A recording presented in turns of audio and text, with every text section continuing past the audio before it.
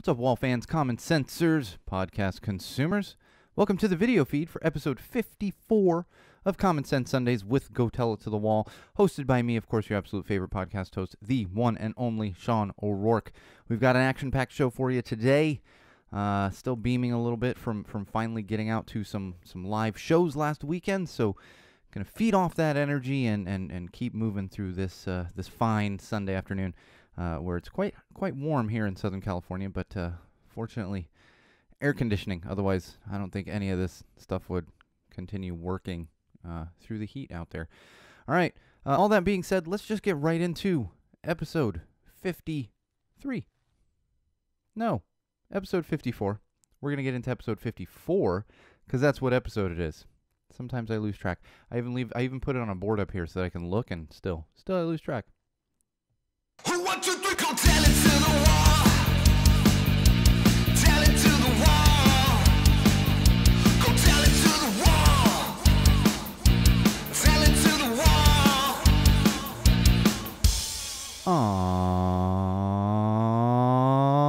All right, wall fans, common sensors, podcast consumers.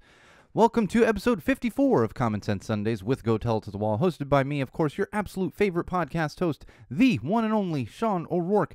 And we've got a great episode for you today. Lots of common sense to get through, but of course, we always kick things off with our social plugs. You can keep up with us during episodes, after episodes, for episodes, whenever you so please, and you can do that in multiple locations. One of those would be facebook.com/GoTellItToTheWall. That's right, facebook.com/GoTellItToTheWall. That's our official Facebook page. All episode updates and all kinds of great stuff going through there. So if you are a Facebook user, make sure you follow our Facebook page. That's right. And of course, YouTube. Head on over to YouTube. Search Go Tell It to the Wall. Subscribe to our official YouTube channel. You're going to find all of these video feeds up there. They go up on Facebook as well, but that's where you're going to find all of our playlists outside of the video feeds for each individual episode. So get up to date on Mental Health Mondays, parenting playlists, beer reviews, which I have a bunch of new beer reviews to get up there. So those will be coming soon once I can actually find the time to get stuff organized on there. YouTube's not the biggest priority. That's the thing. I almost don't like being called a YouTuber, but we have the YouTube channel, and that's where a lot of the videos live. And of course, my own personal Instagram account, which is at SoCalSean, at SoCalSean. That's right, at SoCalSean. Follow me on Instagram. Not all Go Tell It to the Wall or Common Sense Sundays content, but a lot of that on there as well, along with just pictures. That's what Instagram is. It's pictures. So follow me on there. And if you're gonna spam me with stuff, I'm not gonna follow you back. But if you're like a real account that's a fan and actually has photos and stuff, then you're probably going to get a follow back from me. Not that should mean much to you, because, I'm like a C-level broadcaster, I guess you could say. I think of myself as A-level. My wife thinks of myself, but I'd probably just accept C-level. Nonetheless, follow me on Instagram.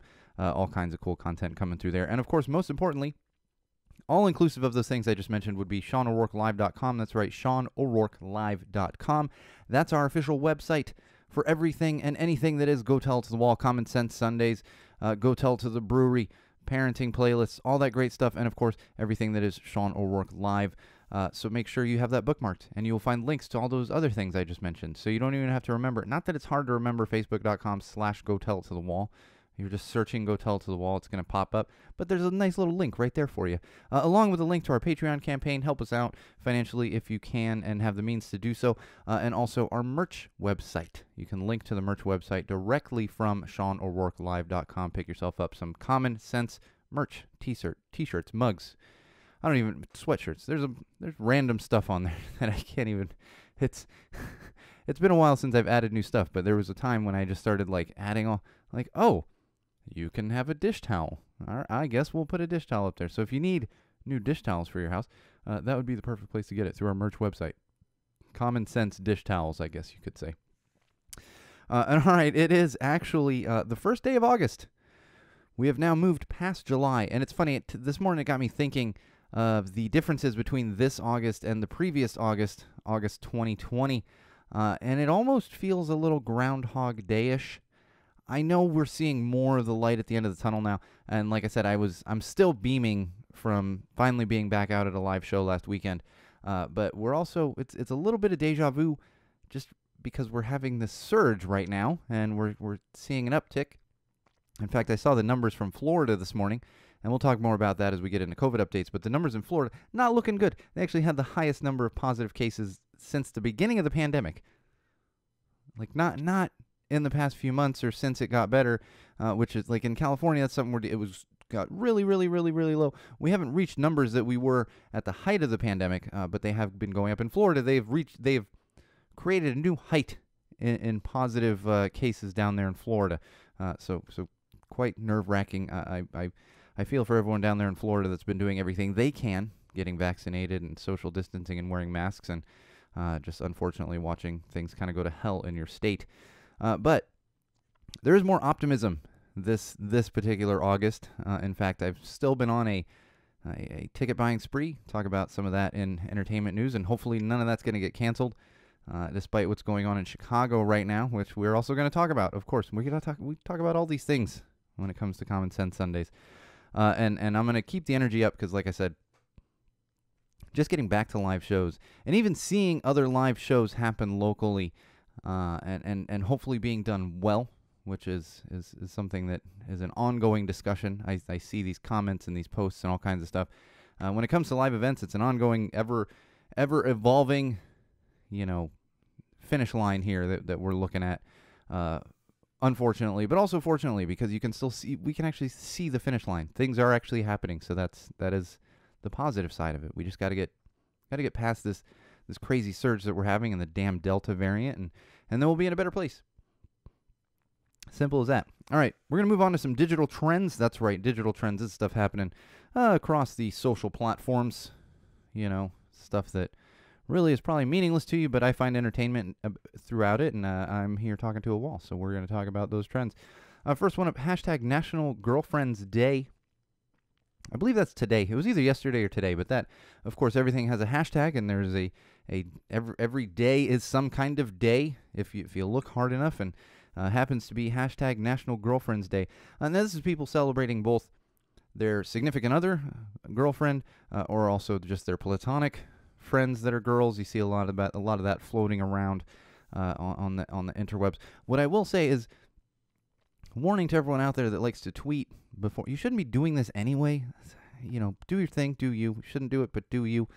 Just keep in mind, don't rush into sharing hashtags when you maybe have multiple girlfriends, male, whether you're male or female.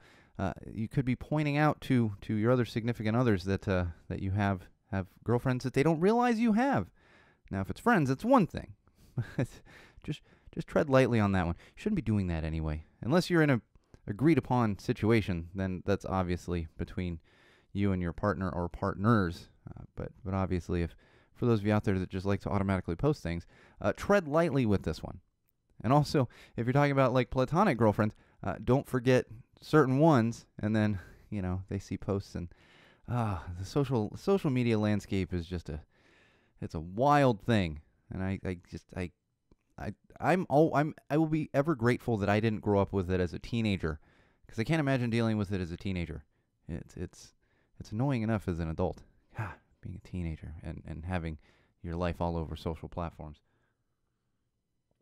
All right, hashtag fake cake facts. Hashtag fake cake facts. Not the band Cake, although I guess you could use it that way. But it's trending mainly because of the dessert. Now, of course, I can tell you one hashtag fake cake fact is that cake is a healthy breakfast for you. You shouldn't eat cake for breakfast. I will say there have been, not at my age now, but there have been times in my life where I might have eaten cake for breakfast. But keeping in mind, it's not a healthy choice when it comes to your breakfast choices, given the usually the amount of sugar that's in there. Although that being said, like, I'm going to talk about, we had a little outing with my kid on Friday, and my wife wanted some Starbucks. My wife she doesn't love Starbucks, but once in a while she's like, I'm going to get one of these fancy Starbucks. I'm like, okay, get your fancy Starbucks drink. Actually, their breakfast sandwiches are pretty good too. Nothing against Starbucks. It's just that stuff. It's expensive and it makes me jittery. And I always pass by Starbucks and I'm like, you people are waiting a half an hour for a cup of coffee. That's kind of nuts. You see these drive-thrus. We got one right down the street from me that's always super busy. That's the one we went to, of course. But my wife at the drive-thru ordered a piece of banana bread for my for my kid. She really likes the banana bread. That's essentially banana cake. They just call it bread. So the cake is not a... If you dress it up a certain way, then it's okay. But, cake, probably not the most healthy breakfast out there. And I will say, personally, I'm a cake fan. I enjoy the band as well. But the dessert item, I will take cake over ice cream a lot of times. So many people love ice cream, just love it. Ice cream, to me, I'll eat it, especially if it's really warm out. Like, oh yeah, no, don't get me wrong. I will eat ice cream. Given a choice, I'm taking a piece of cake or like cupcake or pastry over actual ice cream. That is, in fact, a real cake fact about me, not a hashtag fake cake fact.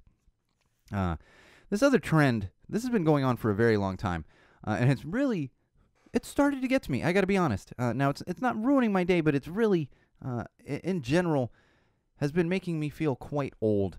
And that's these "I'm this old" posts. You say, I am this old, and and I'll see people respond to these, and they're like, name a store that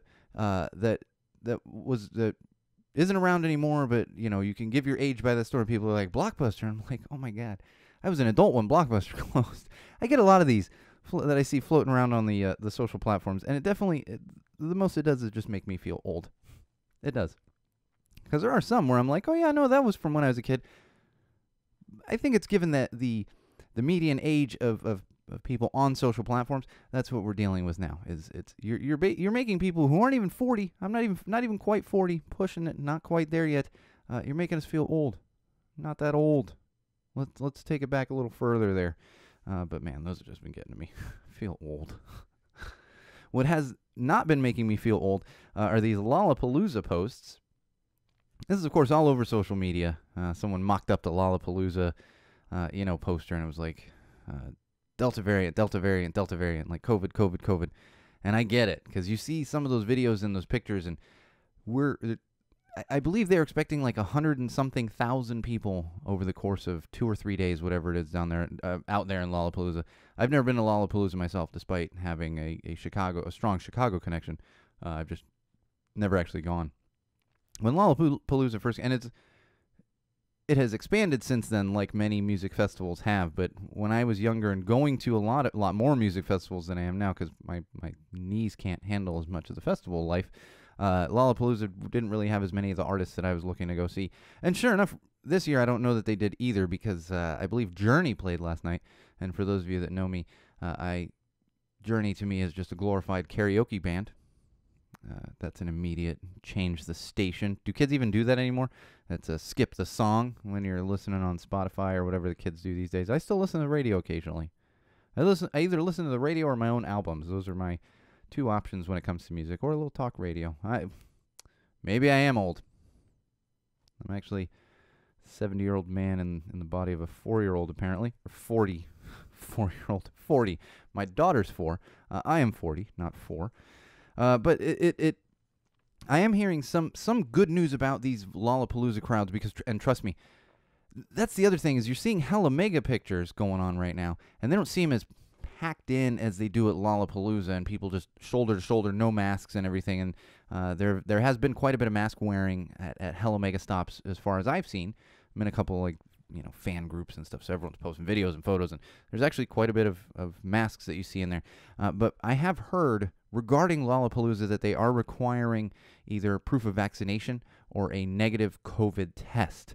So as scary as those crowds look, I hope they are at least enforcing that as much as they can. And hopefully more people are wearing masks than what we're actually seeing there, as people are shoulder to shoulder, because there's just not a lot of social distancing going on there. Whereas with Hella Mega, a lot of people in seats, and then the pit is much smaller than this. Just there's that picture of Lollapalooza, and I haven't even fact checked to see if it is this year, because that happens a lot where photos pop up and somebody goes and they're like, yeah, no, that was 1999 or something like that. I think I just have 99 in my head because of the whole Woodstock documentary. So interestingly enough, we'll have to see how that pans out. I'm hoping everyone will stay safe. And the difference is there, and this is something I've said for the past really year plus, something like Burning Man, you have a lot of people converging on a location from out of country, out of state, converging on one spot like Lollapalooza is. like punk rock bowling is going to be in September, as long as that moves forward, as opposed to a Hella Mega where you have localized concerts. So people don't. There's one Lollapalooza. There's like, I don't know, 30 Hella Megas or whatever there is. In fact, I was having a conversation with my wife last night, and I realized we can drive. So there's one in Los Angeles. I will be there as long as everything keeps or doesn't trend downward from now until then. But actually could drive about 6 hours, go to the Bay Area for one of the Hella Megas. Could drive 2 hours down to San Diego for one of the Hella Megas. I believe there's one in Vegas, that's about 6 hours. In Arizona, I believe there's one out there, and that's about 6 hours. So you're talking, most people, even if they are traveling, they're probably only traveling a couple hours. They're not that far outside of their own community, so hopefully that is also helping with that spread. And like I said, the vaccine, proof of vaccination and negative tests and masking, we just need to see more of that so we can keep trending in the right direction, because right now we're not, but we can easily get back there because we're finding that most people having trouble are the unvaccinated. And of course that leads us to our last digital trend of the week, and that's hashtag COVID is not over. Hashtag COVID is not over, because it's not.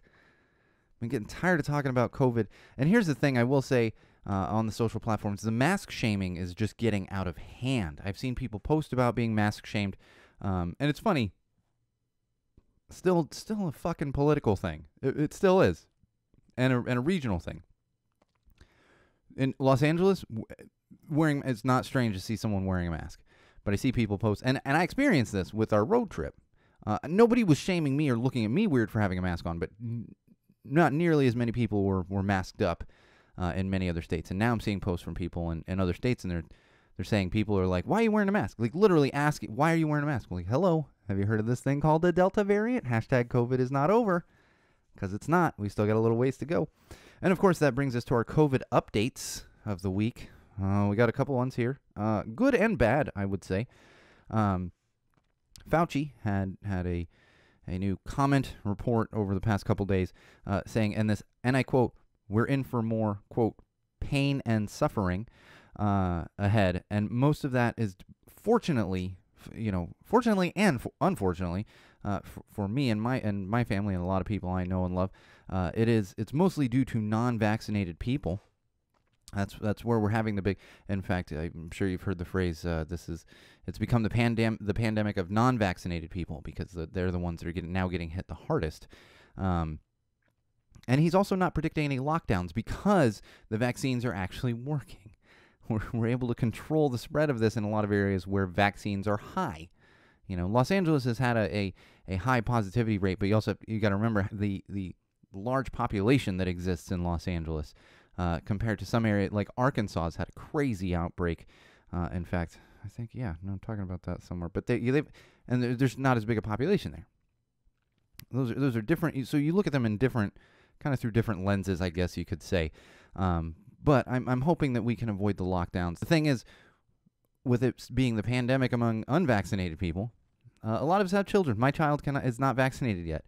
I was saying this to another friend, to a friend yesterday who's also a parent. That if it wasn't, I would be a lot. I wouldn't say I'd be less cautious. I'd still be just as cautious, but I'd be out doing more things if I didn't have a child at home. I would feel a little, because I would feel safer just for myself, not going out and partying or doing Lollapalooza with no mask and shoulder to shoulder, all that stuff. However, I'd be doing more stuff. But because I have a child at home, I have to. That's an extra hurdle for my family to get over, because I need to be sure that my child does not get anything. I mean, we're actually seeing it. Where did I put that? Yeah, maybe I didn't have that in here. Nope, I did. We're going to talk about that in parenting. That's what we're going to do. And vaccines are on the rise. Here's one positive thing that's coming out of this is now with this surge, people are actually realizing, like, oh shit, I should get a vaccine. So we're seeing a rise in vaccinations in communities where the vaccine rate was not very high. And here in Los Angeles, it's been quite high. I would still like to see it get higher, but it's been quite high for a while. But there's other communities that are at like 25% and 30% in other cities. And we're starting to see a steady rise in that. So if anything good is coming out of this surge, this Delta variant, it's that people are finally, people that were holding out and not convinced are finally becoming convinced, at least some of them.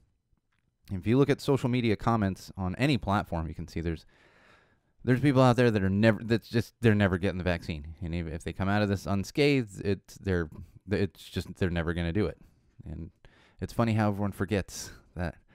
You heard the saying, it's just as contagious as the chicken pox, and it's like, well, people under 30 don't know what the chicken pox are because they have a chicken pox vaccine. I got the chicken pox as a kid because I'm old enough to there wasn't a vaccine yet, or even if there was, it wasn't as common. Because I feel like there actually was a vaccine, but it was very early on in the vaccine process. Because I got it as a kid. Came out of it okay, but that's why we have vaccines.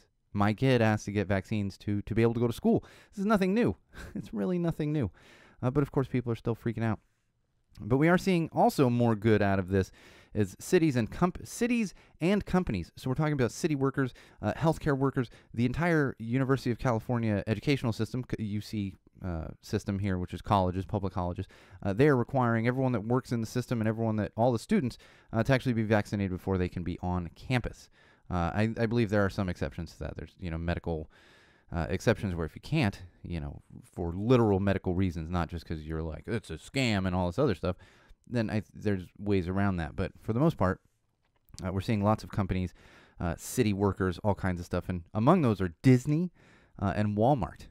Disney is requiring, I'm not sure if it's all of the workers at Disney. I haven't fully looked into that, but all of the park employees will absolutely have to be vaccinated, along with the city of Pasadena has said this, the city of Los Angeles has said this, Los Angeles Unified School District, all of the workers and everyone who's eligible, including students, will have to get vaccinated to be able to attend in-person learning. And like I said, many of the colleges, and I know that's happening across the country. So again, we're seeing safety as a priority coming from a lot of organizations, and for Walmart to do that, which is pretty amazing, because they tend to not care about anybody, including their employees, but even they are smart enough to know that they should require vaccinations to get ahead of this and be able to actually continue to do business. We don't want a lockdown again. We don't, and everyone wants to push us back into a lockdown. It's kind of wild how that works. So my advice is just get the vaccination. Just get the vaccine. Get it. If you're eligible for the vaccine, get it. You're not getting microchipped. You're not and that's my favorite thing. Like even if it had a microchip in it, but it's gonna keep me from getting extremely sick from COVID, give me the microchip. I carry a cell phone around in my pocket all the time. You're being tracked anyway. Who the hell cares? Those targeted ads that you get when you're scrolling through, so yeah, that's all because your activity is being tracked. Get over yourself. And we're seeing this for Broadway actually. I believe this just came out yesterday or today. Broadway, where they have all the awesome shows, musicals, plays, and that good stuff. They are going to require all attendees of Broadway shows on all of Broadway to be vaccinated. In order to and shows are going to be opening back up in the fall. I believe there's only like one or two small shows that are happening on Broadway. Broadway went completely dark there when everything went into a lockdown. But now we see that you're going to have to be vaccinated to actually be able to go to a Broadway show, while also requiring masks while indoors and when you're not able to social distance. Now, obviously the exception, and this was specified with the Broadway stuff, is kids under 12 can't get the vaccine yet. So I believe kids under 12 are still going to be welcome to go to a Broadway show masked up. But any adult, anyone who's eligible for a vaccine is going to have to be vaccinated to actually go see a Broadway play. So again, it's great seeing companies and organizations get behind this because it's extremely important. That's the only way we're going to get past it. Vaccinations, masks, social distancing, do it. Just do it. It's not that hard. And if you're afraid of the vaccine, do real research, scientific research, doctors, not some idiot on YouTube drinking a beer. Not even this idiot here yelling at a wall. Don't even listen to me. Just that's my opinion. I yell at a wall every week. Do your own research, but know that is the quickest way to get through this. Is the more and more vaccines we get, the closer we get to seeing an end to this pandemic, which seems never ending. Man. All right, mental health. Let's dive right into some mental health. I think we're going to talk about this over the course of a couple weeks, especially because we're already going over time this week, and I got a few other things that are probably going to get a little ranty here, I guess you could say. Mental health has been on stage at the Olympics for the past week. And it really is more than mental health here. Now, mental health and mental illness have been a huge, important topic to Go Tell It to the Wall and Common Sense Sundays since its inception, almost 5 years ago. Oh, geez, we're like a month away from 5 years of Go Tell It to the Wall. That just getting tangented there real quick, but that just occurred to me. Now, Simone Biles, you've heard this story. She actually withdrew from the team final in gymnastics at the Olympics due to, originally it was reported as mental health mental issues. She said her head was not in the competition. Various sound bites came out, and so a lot of people jumped on this right away in support of her, and of course a lot of people jumped on it right away in against her withdrawing because of mental issues. And we've since then found out that there's something in gymnastics, they call it the twisties. And it was interesting because my father-in-law, we were having a conversation about this, like the day it happened or the day after, and he's like, you think it's like when you get the yips? For those of you that are sports fans, especially baseball fans, it's a common term in baseball, the yips. And I don't want to get into it, but it's something where your brain doesn't let your body do the things you're usually able to do. And in gymnastics, something very similar, they call it the twisties, which means that your brain and your body just aren't connecting so that you can do these, and especially in Simone Biles' case, these extremely difficult, dangerous maneuvers that gymnasts do. And hers are some of the most dangerous, to the point where if she lands incorrectly, she could break her neck and die. So anyone out there prioritizing her helping the team win a gold medal over her safety need to step back and question their life choices in the first place. Let alone if you're sitting there stuffing your face full of potato chips or something and you're like, well, she needs to get out there and compete. Give me a fucking break. Give me a break. And my favorite is everyone, a lot of people have been out comparing and what if Michael Jordan, said, I'm just going to sit out the fourth quarter because my head's not in it. Well, and it's like, well, yeah, maybe he should have done that if his head wasn't in it. At the same time, Michael Jordan stepping onto a basketball court and shooting a basketball isn't really necessarily going to jeopardize his life or his safety in such a way that he could break a neck. We're talking about totally different things here. Really are. Yes, they're both sports, but they're drastically different things. And we're gonna see more and more of this, I'm sure. And I'm gonna continue to talk about it because we have moved strides in the past 10 years, especially 5 years, and especially when it comes to athletes being honest about their mental health issues. There are NBA players that have come out to speak candidly about it, and I've said many, many times on this podcast, the difference is you can see an injury, like somebody tears their ACL or sprains their ankle, breaks their arm, whatever it is, you see it, you see their arms in, but when something that can mentally that can be just as devastating can physically affect you in similar ways, but we don't see it. So really, it's nobody else's business. It's nobody else's business but her own. Simone Biles and any other athletes out there that are struggling, you have no responsibility to anybody else. You do your best. I'm not saying just throw in the towel or whatever, but if you know that you're going to put yourself in danger or even be a hindrance to your team, to your competition, it takes more strength to actually back out than it does to push through things. And I would encourage anyone to check out Carrie Strug, because it's amazing how she was presented to everyone in the 90s. Oh, this great hero and everything else. And I don't, not to take away from what she did and how amazing it was in some ways, but we've learned now she shouldn't have been doing that. It's not worth a gold medal. Your livelihood, your safety, your well-being, not worth a gold medal. It never will be. It never has been, and it never will be. And I'm glad we are getting to a point, and I'm glad she has enough support out there that Simone Biles does and many other athletes have. But we definitely need more of it. And if people want to be ignorant about it and don't get into fights with strangers online, but if people want to be ignorant about it, educate them a little. Nothing wrong with educating people a little bit. I've said my entire journey with mental illness, well before this podcast, and especially once the podcast started, a lot of times it's ignorance when it comes to mental health and mental illness and how other people perceive it. Nothing wrong with educating others. All right, let's get into some parenting. Navigating social situations with COVID. Kids are still not vaxxed. That's what I said with COVID updates. My kid's not vaxxed. I have many friends whose children are not vaccinated because they're all under 12. It's 12 years old. There's a lot of children in this country, in this world, that are under 12 that can't get vaccinated just yet. And we're seeing it in Arkansas. Multiple patients at Arkansas Children's Hospital who have gone in with positive COVID cases. Some of them not doing well. And this is, something we heard from the beginning. It doesn't really affect children as much. Well, now we're learning that it can, in fact, affect children. And we knew it could, but there was such a low likelihood. That likelihood is going up. That percentage is going up, and we're seeing that. And Arkansas is just one example of that. It's truly stressful. It really is.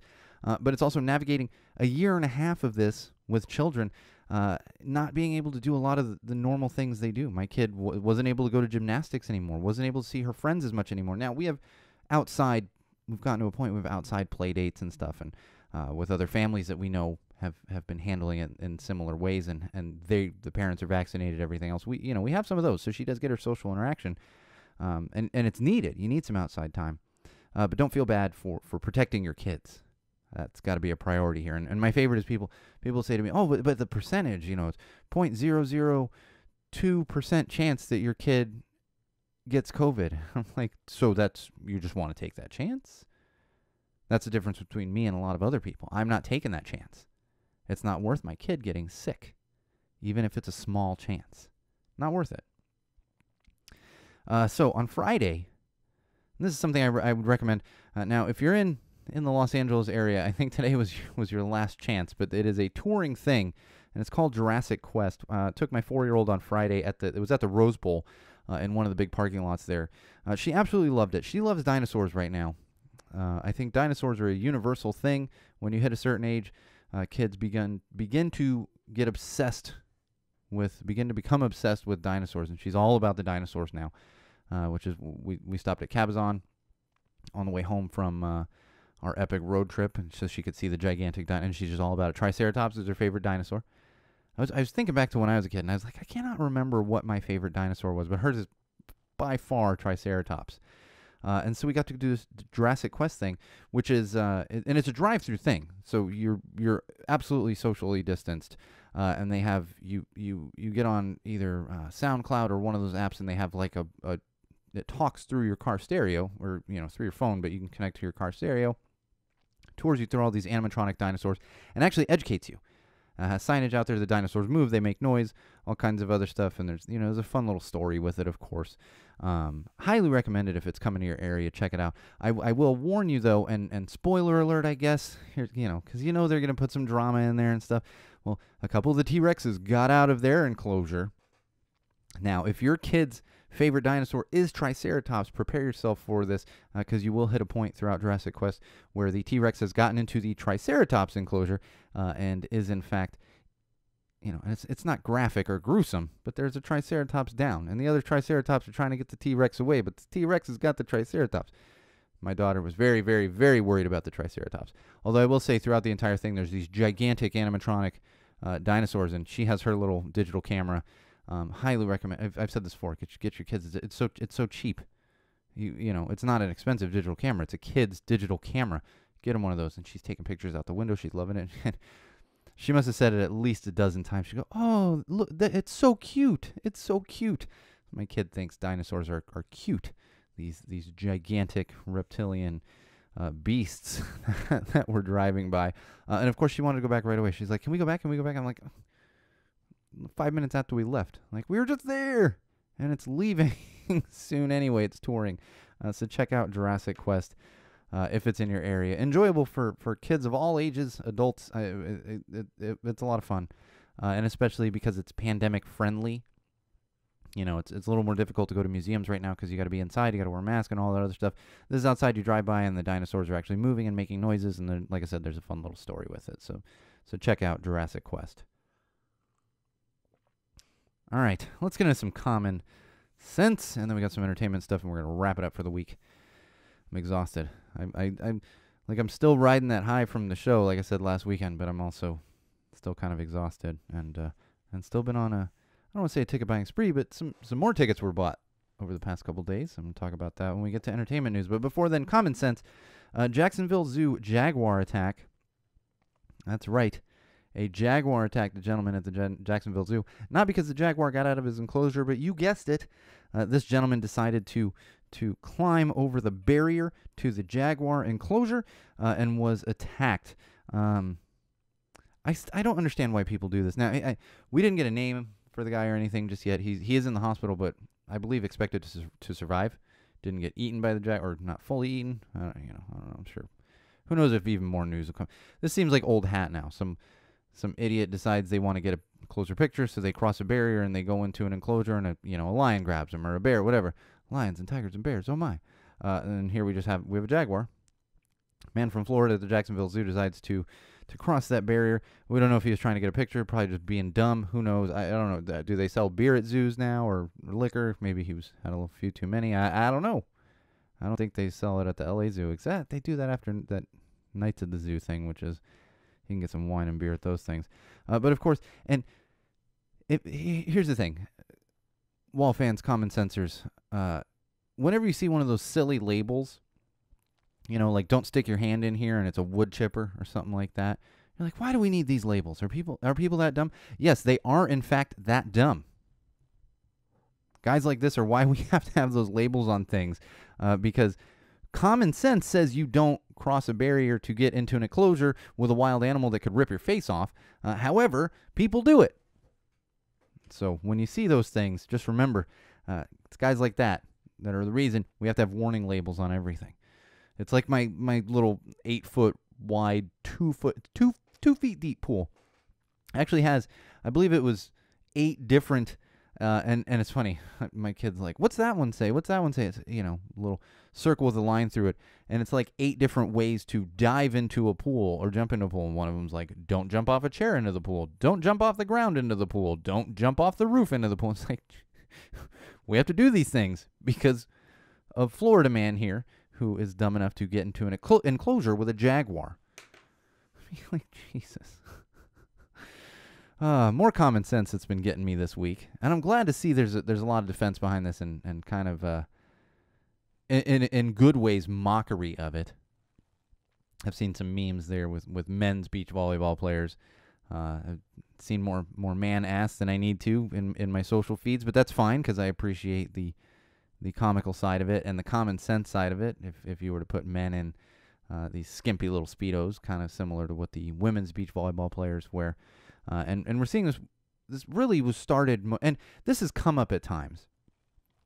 And I will tell you right now, years ago, and this was probably 2012, I want to say, because it feels like it was longer, and because I believe the Olympics were going on. It had to be a Summer Olympics because there's not really much skimpy clothing in the Winter Olympics.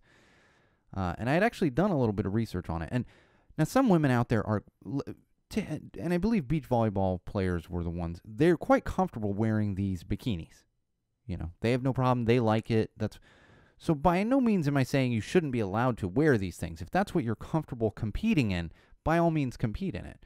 However, when you compare the other gender in a lot of these sports, where it's either very similar or exactly the same, like beach volleyball, where the men are wearing tank tops and shorts, or where this came up with a women's handball team, beach handball team, and I even saw a side-by-side picture of the men's team and the women's team, and the men are wearing shorts and tank tops, and the women are wearing not just bikinis, but like very skimpy-looking bikinis. The same things, happens with gymnastics. Look at what men wear in gymnastics versus what women wear in gymnastics.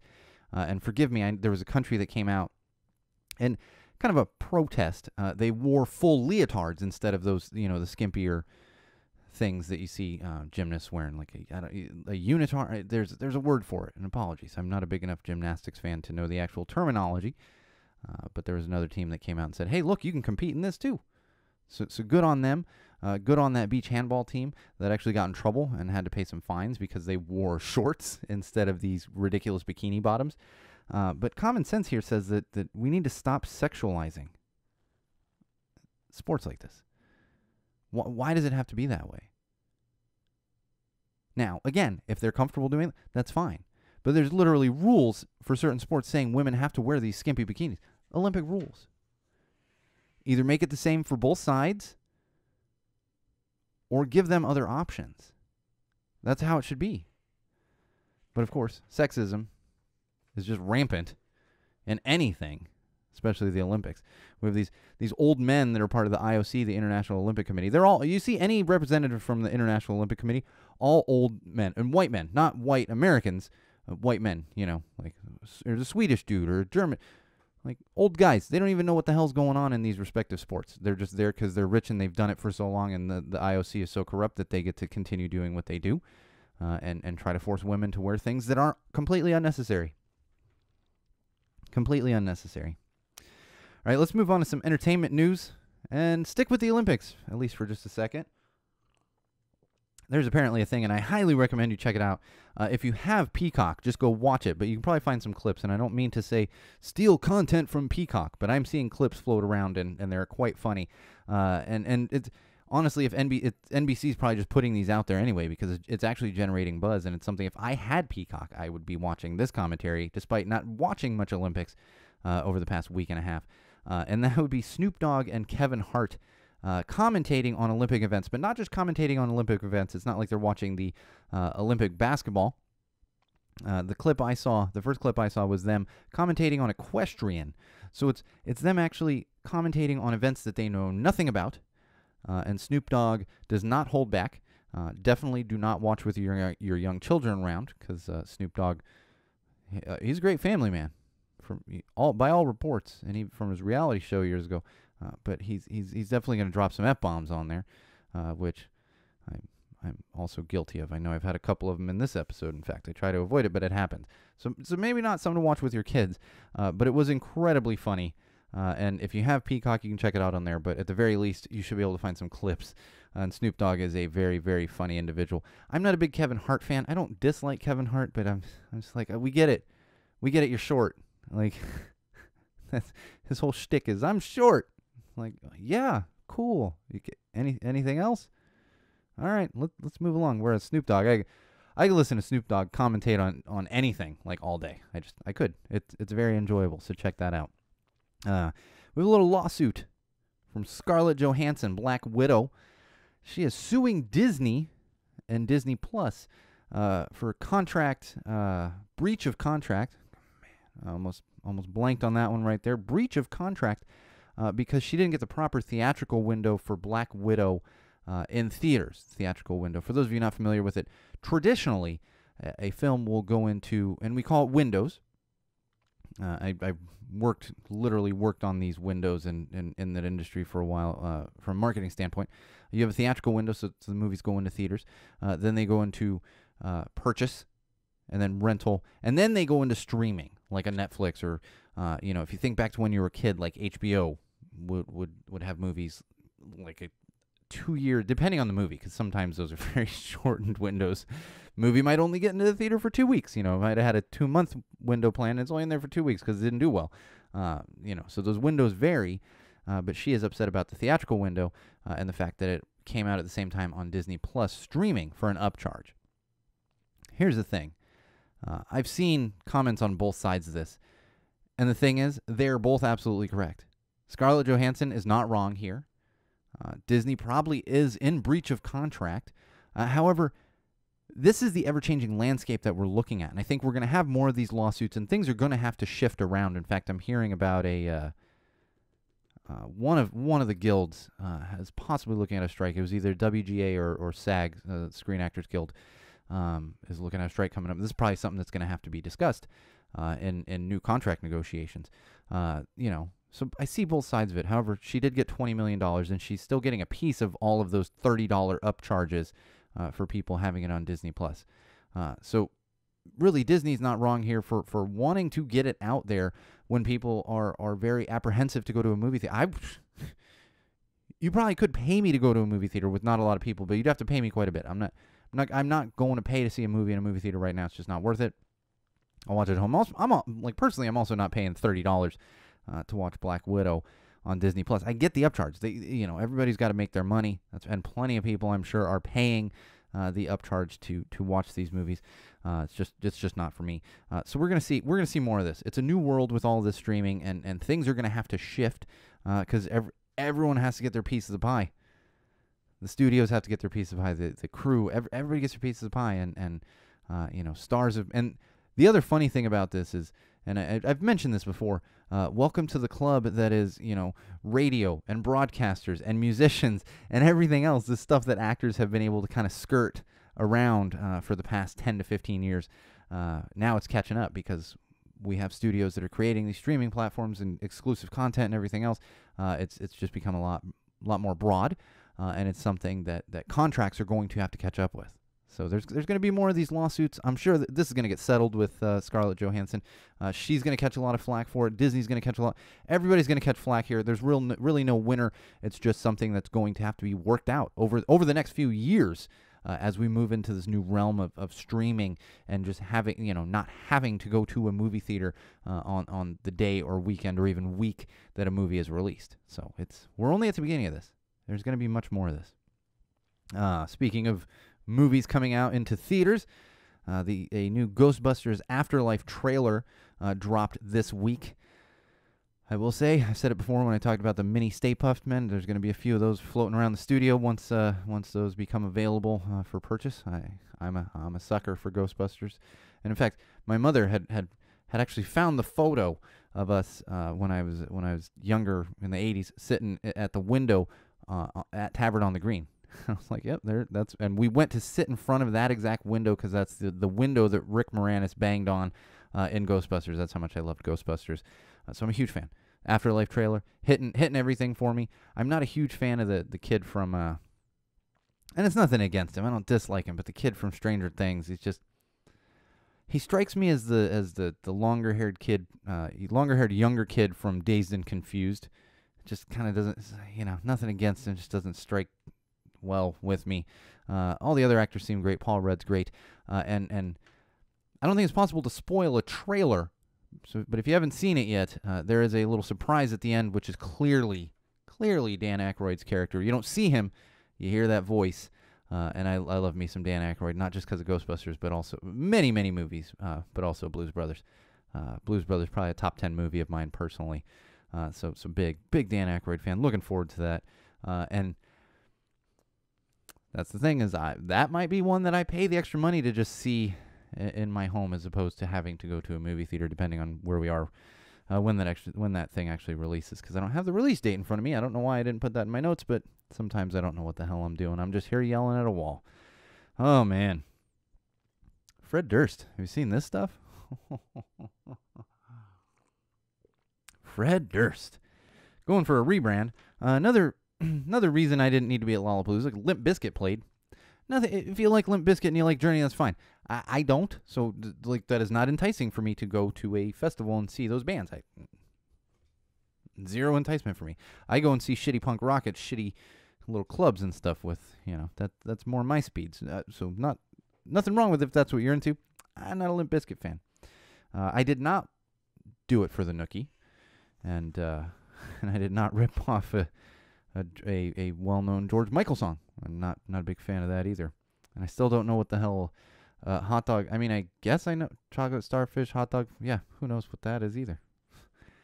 But Fred Durst, his rebrand, he looks totally different now. Clearly wearing a wig, and he's dressed up kind of like a hipster, not an old man, but an older man. I don't know what's going on with his look. Check it out if you're interested, or don't, because it's Fred Durst, who apparently is making some kind of comeback, because my brother-in-law was saying, he's like, I've started, apparently he posts like vintage station wagons on Instagram, and it's like, well, no, now I'm kind of cheering for Fred Durst. And it's like, really? I mean, okay, I don't want him to see him do bad, but I'd never really thought about a day where I'd be like, yeah, Fred Durst, I hope he does well making a comeback. In fact, quite the opposite in the 90s, because I will say, I changed my hat style in the 90s. I used to I lived in San Diego. When I was living in San Diego, one of my main styles was a backwards red MLB hat. Usually a San Diego one. I think I also had a Los Angeles one.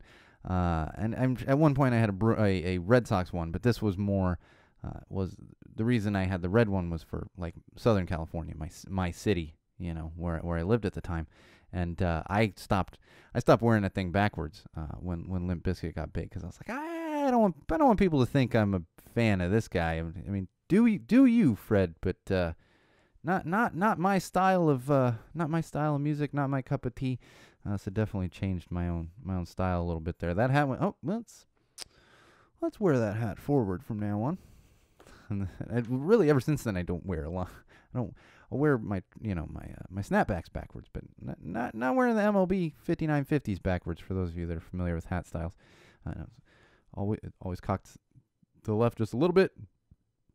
That's how I grew up wearing it, but not backwards anymore. No. Dirty Heads is a band I can get behind. I've never really been a huge fan, and I don't know how much they'll go into my regular listening, but they did release a new song in the past couple weeks featuring Amy Interrupter of the Interrupters, as well as Travis Barker of Blink-182 and 156, other bands that he plays with. And Dirty Heads. It's a Dirty Heads track. They're a band out of Orange County. Really good song.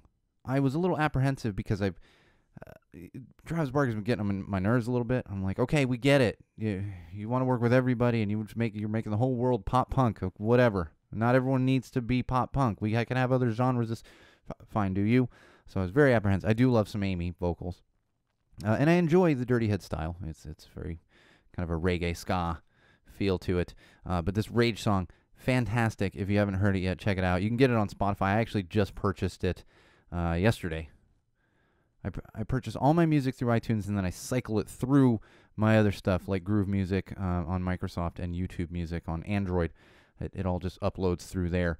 But I still, because when I started purchasing digital music was with iTunes, and when I first digitized my entire 400 CD collection, album collection, it all went through iTunes. So that's where I get it. But get it wherever you get music.